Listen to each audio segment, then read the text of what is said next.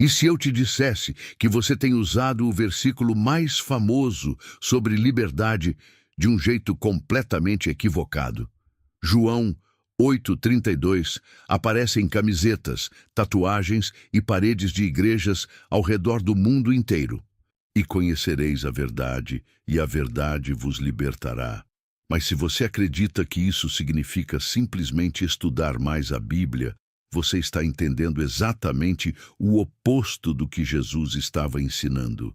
E essa confusão, essa inversão silenciosa de sentido, tem mantido muita gente presa sem que ela sequer perceba. Fique até o final, porque hoje você vai entender porque é completamente possível conhecer a Bíblia de memória e continuar acorrentado. E mais do que isso, vai entender por que existe uma categoria de cristão ainda mais preocupante. Aquele que ensina nas manhãs de domingo e vive em escravidão nas manhãs de segunda-feira. Isso vai incomodar, mas dói muito mais passar a vida inteira amarrado, acreditando que é livre. Seja bem-vindo. Hoje, vamos mergulhar em um dos textos mais citados e mais mal compreendidos de toda a Bíblia. Imagine a cena. Você está no Templo de Jerusalém. Há calor, há barulho, há disputas no ar. Jesus está ensinando, e à sua frente não está um grupo de inimigos declarados, não são fariseus furiosos tentando armadilhas, não são soldados romanos. O versículo 31 deixa isso claro. São judeus que tinham crido nele. São pessoas que já disseram sim a Jesus. São pessoas como você, como eu. E o que Jesus faz? Ele não os parabeniza. Ele não aplaude a fé deles com um elogio caloroso. Em vez disso, ele lança um desafio que carrega dentro de si uma condição jurídica, uma cláusula que muda tudo. Em grego, as palavras são ean himeis meinete, se vós permanecerdes. Preste atenção nesse sim. A liberdade não é automática para quem já acreditou. Não basta ter levantado a mão numa reunião de jovens. Não basta ter feito uma oração de entrega. Não basta o batismo. Não basta a carteirinha da igreja. Não basta a frequência impecável nos cultos. A liberdade, segundo Jesus, é o resultado de permanecer. Ela não é um ponto de chegada, é um modo de vida. E aqui está a primeira coisa que quase ninguém te ensinou direito. A palavra grega usada por Jesus é meno. Não é uma palavra de visita, não é linguagem de turista. É um verbo de residência, de habitação permanente. Significa ficar, morar, criar raiz. É a mesma sensação de quando você se muda para uma casa nova, pendura os seus quadros nas paredes, coloca os seus móveis nos lugares certos e passa a chamar aquele lugar de lar. Jesus não está descrevendo uma excursão espiritual, uma visita ocasional à fé. Ele está descrevendo uma mudança de endereço. Se a palavra de Deus não é o seu endereço postal, a liberdade ainda não chegou. O discipulado não é um curso com diploma no final. É uma residência que você escolhe todos os dias. Mas aguenta, porque o texto fica ainda mais fundo quando você entra no idioma original. Conhecereis a verdade. Vamos dissecar cada pedaço dessa frase. Primeiro, conhecer. Em grego, o evangelista João usa o verbo ginosco. Esse verbo não descreve conhecimento enciclopédico. Não é o tipo de saber que acumula dados e estatísticas. É um conhecimento relacional, íntimo, de conexão real. Em português, a gente usa a mesma palavra para conhecer uma cidade no mapa e conhecer a própria esposa. Mas o grego faz uma distinção que o nosso idioma apaga. Quando João escreve conhecereis, ele está falando do segundo tipo, do conhecimento que só existe dentro de um vínculo verdadeiro, dentro de uma relação que se vive, não que se estuda de fora. Segundo, verdade. A palavra grega é aletheia, e ela guarda uma imagem belíssima. Literalmente, significa o que não está velado, o que foi tirado da escuridão e exposto à luz. Não é informação correta. Não é um conjunto de doutrinas acertadas. É a realidade que Deus descobre, o que estava coberto e agora foi revelado. A verdade, no vocabulário de João, não cabe num banco de dados. Terceiro, liberdade. Eleuteria, libertação da condição de escravo. E aqui chegamos ao ponto que pouquíssimos pregadores ousam dizer do púlpito com toda a clareza que merece. Jesus não ameniza no versículo 34. Ele não diz que você tem um probleminha. Não diz que você está passando por uma fase difícil. Não diz que você é humano e por isso erra. Ele diz algo muito mais pesado. Todo aquele que pratica o pecado é escravo do pecado. Um escravo não negocia com o seu senhor. Um escravo não acorda de manhã e decide se vai obedecer ou não. Um escravo obedece porque não tem outra opção. E se o seu senhor é o pecado, tanto faz quantos versículos você decorou, tanto faz quantos anos você frequenta a mesma congregação. Você não é livre. Pense nesta imagem. Um homem nasceu e cresceu dentro de uma casa sem janelas. Para ele, a escuridão é o mundo inteiro, é tudo o que existe, é a normalidade absoluta. Um dia, alguém entra por uma porta e começa a descrever o que existe lá fora. O sol, as cores, o calor da luz sobre a pele, o azul do céu na tarde de verão.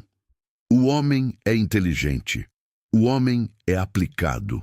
Ele anota tudo, memoriza cada detalhe, consegue reproduzir a descrição com perfeição. O Sol é uma estrela a 150 milhões de quilômetros. A luz visível é composta por comprimentos de onda entre 380 e 700 nanômetros. Ele sabe de cor, mas continua na escuridão. A liberdade não vai chegar quando ele memorizar mais um capítulo do manual. A liberdade vai chegar quando ele se levantar, atravessar o corredor e abrir a porta. Naquele momento, a informação vai virar experiência. O dado vai virar realidade. E ele vai ser livre, não porque sabia mais, mas porque obedeceu ao que já sabia. Conhecimento sem movimento não é libertação, é orgulho bem fundamentado. Você pode carregar a Bíblia na memória e ainda estar na cela do pecado, se nunca saiu de dentro da casa. E aqui está o segredo que dói de verdade. A verdade não é um conceito, é uma pessoa. Jesus não disse, eu ensino a verdade. Ele disse, eu sou o caminho, a verdade e a vida. Conhecer a verdade não é fazer um curso sobre Jesus. É estar unido a Ele. É o tipo de conhecimento que só existe dentro de uma relação viva, presente, cotidiana. Pense no casamento. Você pode ler 1000 livros sobre amor conjugal. Pode memorizar os versículos de Efésios sobre o marido que ama como Cristo amou a igreja. Pode citar cantares de cabeça.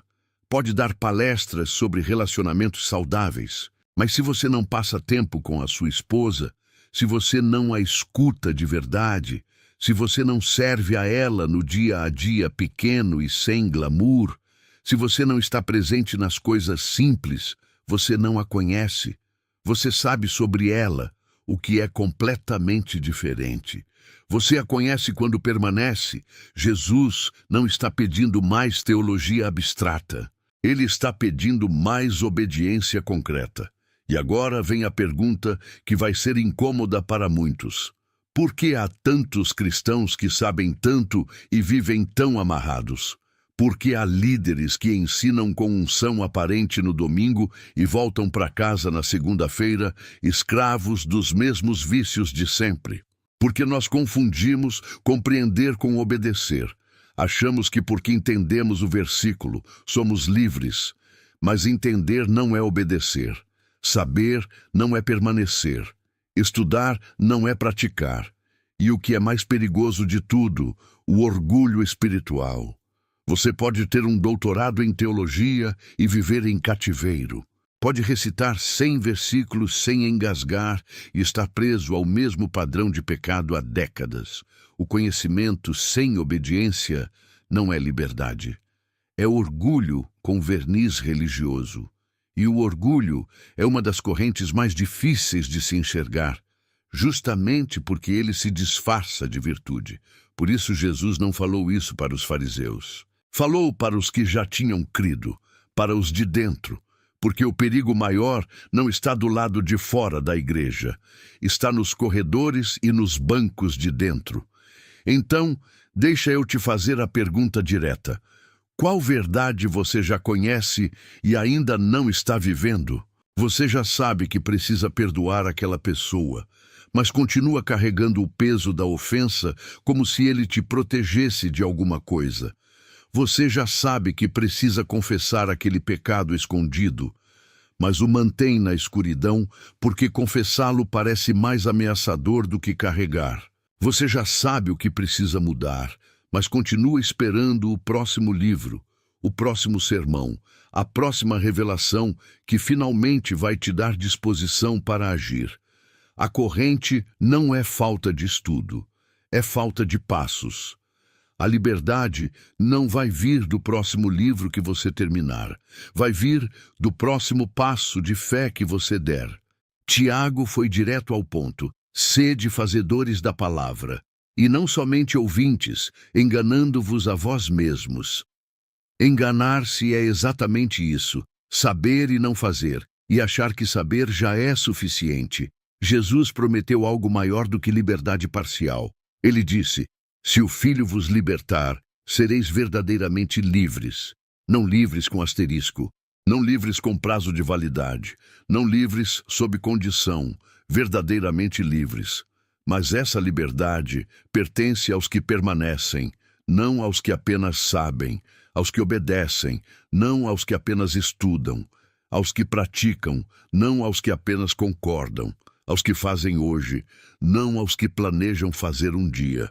A verdade não vai te libertar por você tê-la na cabeça, vai te libertar por você tê-la na vida.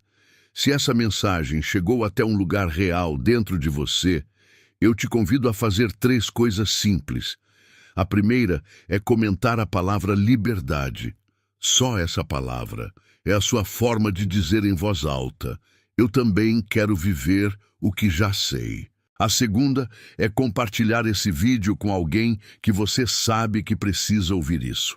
Há pessoas ao seu redor buscando exatamente essa verdade, e você pode ser quem a leva até elas. A terceira é se inscrever no canal e acompanhar o que estamos construindo aqui juntos, porque o próximo episódio vai te levar mais fundo ainda. Porque aqui a gente não vem para saber mais, a gente vem para viver o que já sabe. Obrigado por permanecer. Até o próximo episódio.